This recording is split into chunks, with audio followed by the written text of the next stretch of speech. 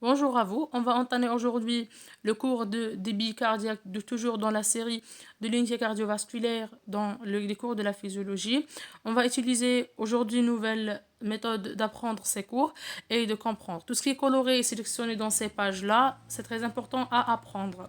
Le reste, ce sont des idées et des explications qu'on doit comprendre bien. Alors, on va commencer par une introduction. Tout le monde connaît que le cœur assure la fonction du pompage du sang. Cette fonction est très importante pour constituer un débit sanguin qui apporte l'oxygène et les nutriments bien sûr et éliminer les déchets métaboliques et bien sûr permet encore de réguler la distribution sanguine pour chaque organe. Alors tout ça va créer une pression. Cette pression elle dépend du débit cardiaque et les résistances circulatoires périphériques totales, qu'on a déjà parlé de cette équation dans le cours de la pression artérielle.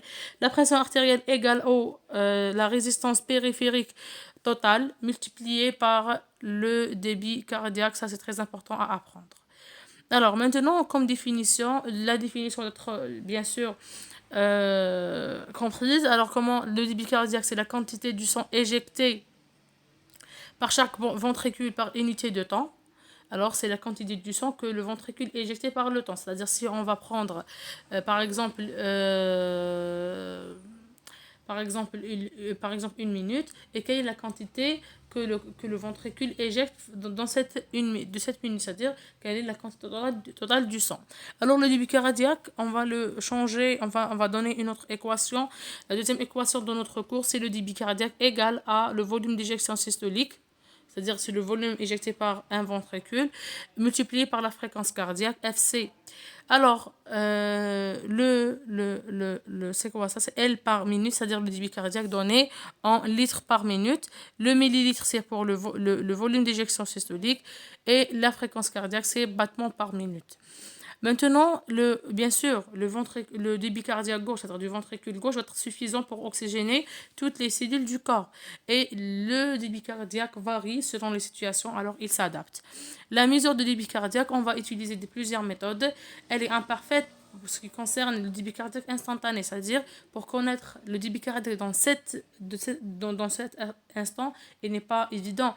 Mais de connaître un débit cardiaque qui est enfin moyen et utilisable. Par exemple, pour étudier le débit cardiaque instantané, on va utiliser une méthode d'un thorax ouvert. Alors, c'est généralement utilisé chez les animaux, mais bien sûr, non pas utilisé chez l'homme. Alors, on doit toujours faire un cathéter au niveau de l'aorte et ça, c'est pas évident. On va utiliser des autres méthodes pour calculer le débit cardiaque à l'extérieur du corps. On peut par contre mesurer le débit cardiaque moyen par diverses méthodes. On va utiliser le débit cardiaque moyen. Il faut savoir, le débit cardiaque instantané n'est pas facile à calculer. On peut le calculer chez l'animal, mais pas, on peut pas calculer, on peut le mesurer, on va dire, chez l'animal, mais pas chez l'homme. Chez l'homme, il y a un débit cardiaque moyen. Ça, c'est le débit cardiaque moyen. C'est la méthode de fait qu'on va parler par la suite. Il existe plusieurs méthodes de mesure de débit cardiaque. La première méthode sont les méthodes non invasives. On va dire non invasives, c'est-à-dire indirectes. On ne va pas agresser tellement le corps humain, mais toujours on va faire des prélèvements sanguins ou là même le placement des certains cathéters afin de mesurer quelques paramètres. Alors la première c'est l'échographie Doppler ou la Doppler, c'est quoi? C'est une méthode qui utilise des ultrasons et permet de donner des images morphologiques tridimensionnelles pour le cœur. Alors elle va donner des valeurs directes des volumes télédiastoliques TD, volume télésystolique, le VES, volume d'éjection systolique, et ainsi la fréquence d'éjection du ventricule gauche. D'enregistrer le flux sanguin intracardiaque. Alors, le débit cardiaque égal à la surface CC multiplié par l'intervalle sous-aortique et multiplié par la fréquence cardiaque. Ça, on va parler dans la biophysique, mais vraiment, l'appareil, elle va donner des valeurs directes pour ces mesures-là. Alors maintenant, la deuxième méthode, c'est la méthode de principe de fait. C'est la méthode qu'on doit bien apprendre. C'est une méthode très utilisée. Alors, elle base sur l'équation de conservation de la matière. Pourquoi? Alors, on va utiliser, elle repose sur un principe que la quantité recueillie en aval d'un système, c'est-à-dire après un système, à la sortie d'un système, égale à la quantité trouvée en amont, plus la, la quantité ajoutée ou moins la quantité soustraite dans ce qui traverse le système. C'est-à-dire la quantité les radins Seboura à la fin de ce système, c'est-à-dire à la fin de notre expérience, égale à la quantité déjà présente plus la quantité qu'on a ajoutée ou qu'on a prélevée. Alors cette en bleu ici, c'est MEX, c'est-à-dire c'est la quantité d'indicateurs à la sortie, c'était en aval, égale à max, c'est-à-dire d'indicateurs à l'entrée qui est en amont, plus le MX, c'est la quantité soustraite ou ajoutée. Alors échanger, c'est-à-dire voilà, soit ajouté, soit prélevé. Le débit du fluide traversant le système. Alors, ça, c'est pas très important. Ce sont des équations mathématiques. Il faut apprendre ça en bleu. Le débit cardiaque égale à la fréquence cardiaque égale fois le volume d'éjection systolique. Et ça, ce qu'on a dit au début de notre cours. Il y a la méthode de Fick, cette méthode qui repose sur le principe de conservation de la matière. Il y a deux types. Soit elle est directe, soit elle est indirecte. Alors, lorsqu'elle est directe, on va mesurer de l'oxygène. C'est-à-dire, c'est cette quantité d'oxygène soustrait, prélevé, ajouté en amont, en aval qu'on va le mesurer. Sinon, lorsqu'elle est indirecte, on va utiliser du CO2. Alors, dans ce cas, lorsqu'on va utiliser la méthode de Fick directe, on va utiliser de l'oxygène. Dans le cas, la somme des quantités d'oxygène présentes dans l'artère pulmonaire, c'est-à-dire on est après le ventricule droit. Alors, c'est la quantité d'oxygène présentée dans l'artère pulmonaire et celle fournie au capillaire pulmonaire par l'alvéole pulmonaire est égale à la quantité d'oxygène contenue dans le sang des veines pulmonaires. C'est-à-dire les veines pulmonaires qui entrent dans l'oreillette gauche. Alors, c'est quoi la quantité d'oxygène présente à ce niveau? C'est la quantité déjà présentée dans l'artère pulmonaire, c'est à l'entrée du système, et plus la quantité ajoutée dans les alvéoles. Parce que si on va prendre l'exemple de cette circulation pulmonaire, l'entrée c'est l'artère pulmonaire, l'échange c'est au niveau des alvéoles de l'oxygène, et la sortie c'est au niveau des veines pulmonaires. Alors, la quantité présente dans la veine pulmonaire, c'est-à-dire à la terminaison, égale à la quantité déjà présentée dans l'artère pulmonaire, plus la quantité ajoutée dans l'alvéole. Alors, on va prendre ces termes-là. CAP, c'est ça, c'est le contenu en oxygène du sang dans l'artère pulmonaire. C'est C, concentration en AP, artère pulmonaire d'oxygène. CV, c'est dans les veines pulmonaires d'oxygène. V, c'est la quantité fournie par les alvéoles pulmonaires dans l'alvéole, c'est l'échange respiratoire. Et le débit cardiaque.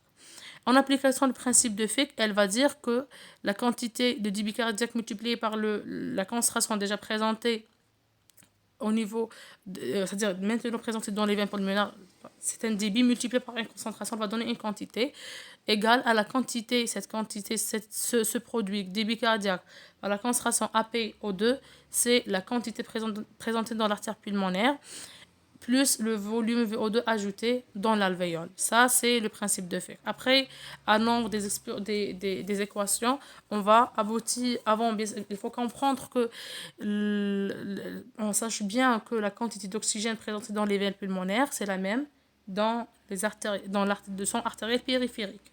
C'est-à-dire que l'oxygène présenté dans la veine pulmonaire, il va entrer maintenant dans l'oreillette gauche, puis gagner le ventricule gauche, va éjecter dans l'aorte et gagne les artères. Alors, la quantité d'oxygène dans la veine pulmonaire est la même pour le sang artériel. C'est pour ça qu'on dit que CVP, la concentration de la veine pulmonaire en oxygène, égale à la concentration artérielle périphérique en oxygène. C'est pour ça qu'on peut établir cette équation en bleu ici. Le débit cardiaque égale au volume d'oxygène rapporté sur CA, c'est-à-dire la concentration artérielle en oxygène, moins la concentration de l'artère pulmonaire en oxygène. Ça, c'est à travers cette équation-là. Cette équation qu'on peut en fait déduire, c'est on va remplacer le CVPO2 par le CaO2. On va obtenir cette équation. C'est très important d'apprendre ces équations, de connaître le principe. C'est pas important de connaître les équations de transformation, etc., mais de connaître le principe. En pratique, la mesure de la CAP nécessite un cathétérisme cardiaque droit pour connaître la concentration en oxygène dans l'artère pulmonaire. Les amis disent un cathéter le cœur droit, quel que soit normalement le ventricule droit. Alors, elle égale à 14,5, c'est pas important d'apprendre les valeurs. Pour connaître de la CaO2, c'est-à-dire dans le sang artériel, on va faire un cathéter dans le sang artériel. Et bien sûr, elle est plus élevée de 19,6 ml parce que le sang artériel est plus oxygéné par rapport à l'artère pulmonaire qui présente le sang veineux. La mesure de la VO2, alors on va utiliser un analyseur de gaz respiratoire. C'est très important de connaître parce qu'on va utiliser cette méthode. On va parler dans les cours de l'exploration de la fonction respiratoire. C'est un analyseur du gaz respiratoire qui peut analyser la VO2 qui est égale à 300 ml par minute au repos. Maintenant, la remarque, on va dire, lorsqu'on va utiliser le CO2 comme un indicateur, on va changer de méthode. Elle va donner la méthode de Fick indirect. Ici, c'est... Alors, lorsqu'on va parler de... Ici, cette place-là au niveau du poumon. Et ici, c'est le sang, le corps droit qui présente la quantité du sang et le corps gauche qui présente la quantité de 100 ml. Et on dit que on va utiliser cette équation en bleu ici, le VO2, c'est-à-dire apporter cette 250 au niveau du poumon, c'est qu'elle va pénétrer ces VO2 sur le CaO2, c'est-à-dire dans le sang artériel qui est présent dans le ventricule, dans le corps gauche, parce que c'est le corps gauche qui va pomper le sang artériel, c'est de 200, moins 150 présente dans les veines. Alors CAP, c'est 150 parce qu'elle est dans le corps droit. Bon, maintenant, la mesure de débit cardiaque par la dilution d'un indicateur, c'est le principe de Stewart-Hamilton.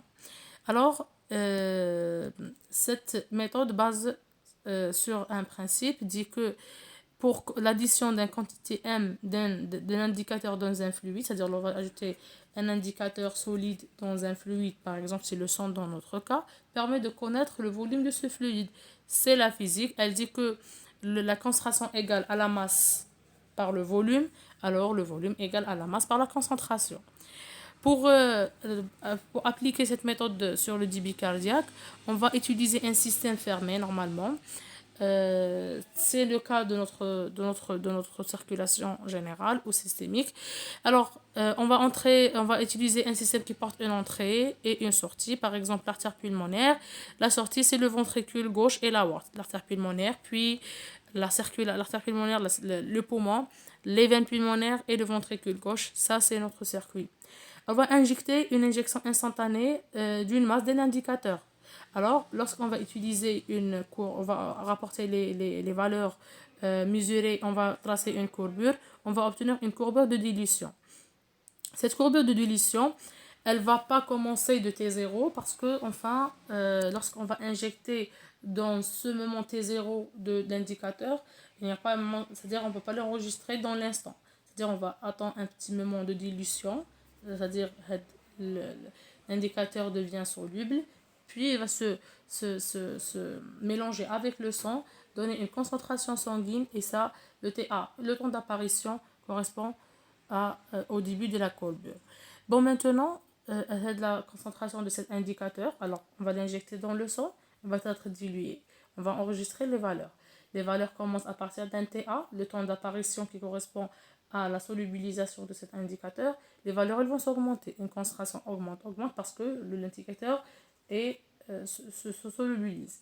Alors, elles vont s'augmenter jusqu'à un pic, puis elles vont diminuer jusqu'à un temps de disparition qui est TD. Alors, maintenant, si on va utiliser le débit cardiaque, ce sont des équations. Elles vont terminer par que que le débit cardiaque égale à la masse rapportée sur la modification de la concentration en fonction du temps. Alors, c'est ça, la concentration moyenne. La concentration moyenne, c'est la surface A sur la courbure, c'est cette surface en bleu ici, ça c'est la concentration moyenne. C'est-à-dire on va connaître cette surface. Alors, le M, c'est la masse qu'on a déjà présentée, c'est la masse initiale, rapportée sur cette surface-là, et on va obtenir la valeur terminale. Alors, en pratique, l'indicateur, normalement, va utiliser un colorant toujours atoxique, et doit enfin être mesuré, va être diffusé sainement dans le sang, ne doit pas être gagner les cellules pour ne pas avoir une diminution de la concentration. Pour la mesure de débit cardiaque du ventricule gauche, l'injection se fait par l'artère pulmonaire. Alors le ventricule gauche, parce que enfin, on va utiliser un circuit qui passe par le ventricule gauche, c'est pour ça qu'on va injecter dans l'artère pulmonaire. Et la sortie, c'est l'aorte. Pour le ventricule droit, l'entrée, c'est une veine périphérique, parce que c'est le ressort veineux qui va se remplir le ventricule droit, et la sortie, elle se fait dans l'artère pulmonaire après l'éjection du sang. Alors, mais on a un problème, il faut bien comprendre ce problème, c'est quoi? Lorsqu'on va remarquer notre courbe de courbure, on ne va pas terminer à une valeur, c'est-à-dire on a dit que l'indicateur après un TA, il va s'augmenter, un pic va diminuer normalement jusqu'à une valeur égale à 0, c'est-à-dire qui correspond au taux de disparition. Mais puisque on dit le circuit sanguin c'est le même sang qui se répète, alors cette méthode va rencontrer un petit problème et où la courbe ne termine pas à 0 mais va se terminer par une valeur constante parce que le circuit du sang, c'est le même sang qu'on va chaque fois pomper. C'est pour ça qu'il y a des particules de cet indicateur qui sera répété 2 fois. On va le calculer comme si on calcule cette valeur 2 fois. Lorsque le ventricule gauche va éjecter le sang dans l'aorte, le sang dans l'aorte gagne les capillaires et va retourner dans la circulation veineuse. Lorsqu'il va pénétrer dans le ventricule droit, gagne l'artère pulmonaire. Les poumons va rentrer dans le ventricule gauche une autre fois. Alors cet indicateur peut être calculé 2 fois. Quelle est la solution? On va utiliser une équation semi-logarithmique pour obtenir une droite, lequel on peut dire que cette valeur-là, c'est une valeur constante. Le début de cette droite correspond au temps de disparition, lequel on va diminuer la valeur pour délimiter cette courbure en bleu ici. Maintenant, la mesure de débit cardiaque par thermodilution. Quatrième méthode, c'est la thermodilution. Ici, on va utiliser des valeurs, on va utiliser un sérum physiologique froid et selon la loi de diminution de la chaleur, on va obtenir telle ou telle valeur. Alors, on va utiliser pour connaître